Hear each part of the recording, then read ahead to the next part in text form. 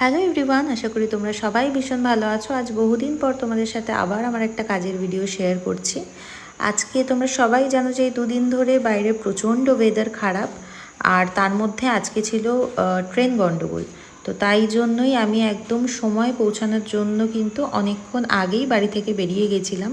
মানে অন টাইমে পৌঁছবো বলেই আমি হাতে অনেকটা সময় নিয়ে বেরিয়েছিলাম, এবং ঠাকুরের আশীর্বাদে একদম ঠিকঠাকভাবে অন টাইমেই আমি পৌঁছে গেছি। ইভেন টাইমের আগেই আমি পৌঁছে গেছিলাম।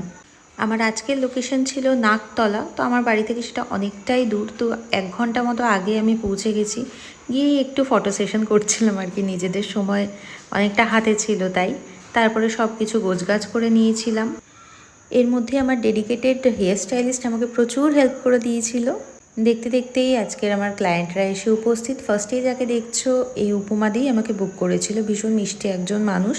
তো ফার্স্টেই বলে রাখি, আজকে বাইরে এতটাই পরিস্থিতি খারাপ ছিল, তার মধ্যে ট্রেন গণ্ডগোল। তো আমার বাড়ির লোকেশনের থেকে যেহেতু অনেকটাই দূরে আমি সাজাতে গেছি, তাই আজকে আলাদাভাবে কোনো মেকিং ভিডিও করার বা ক্লিপ নেওয়ার কিন্তু আমি খুব একটা সুযোগ পাইনি। তাও যেটুকু যা নিতে পেরেছি সেটুকুই তোমাদের সাথে শেয়ার করছি। আর আরেকটা জিনিস বলে রাখি, আজকে সমস্ত মেকআপগুলোই কিন্তু আমাদের যেভাবে গাইড করে দেওয়া হয়েছে, যেরকম আই মেকআপ, যেরকম হেয়ার স্টাইল আমাদের কাছে চাওয়া হয়েছে, আমরা সেরকমই কিন্তু করে দেওয়ার চেষ্টা করেছি।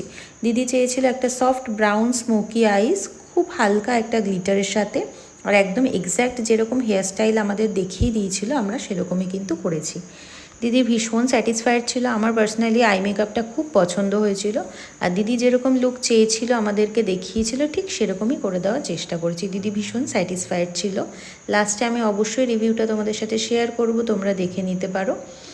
আর আমি পার্সোনালি দিদিকে সাজিয়ে এবং দিদির বাড়ির সবাইকে সাজিয়ে খুবই স্যাটিসফাইড, কারণ ওরা ভীষণ ওয়েল বিহেভড এবং আমার কাজে ভীষণভাবে প্রশংসা করেছিল। তো পরে যে দিদিকে সাজিয়েছিলাম তাকে তোমরা দেখতে পাচ্ছ, এনার কিন্তু প্রচণ্ড মুখে ওপেন পোর্স ছিল, যেটা তোমরা হয়তো খুব ভালোভাবে বুঝতে পারছো। এই দিদিও আমার কাছে ভীষণ সাটল একটা মেকওভার চেয়েছিল।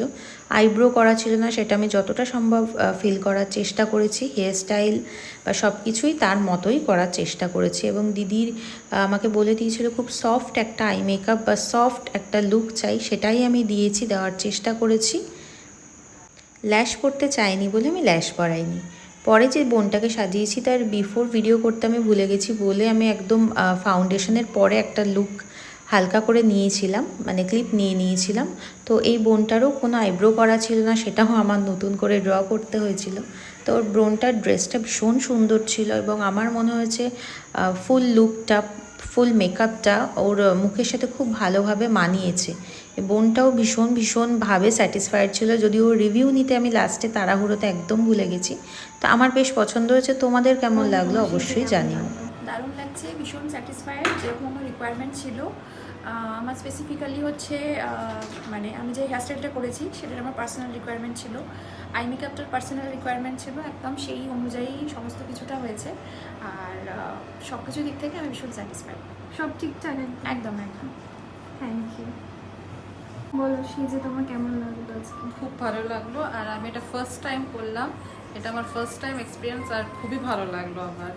মানে আমি একটু বেশি লাউড আমি চাইছিলাম না, যেরকম চেয়েছি সেরকম পেয়েছি, আর খুব ভালো ওনাদের বিহেভিয়ারও খুব ভালো, খুব স্যাটিসফাইড আমিও। তো তোমরা তো শুনতেই পেলে ওনাদের কেমন লেগেছে, আর তোমাদের কেমন লেগেছে আমাকে জানাতে কিন্তু একদম ভুলবে না।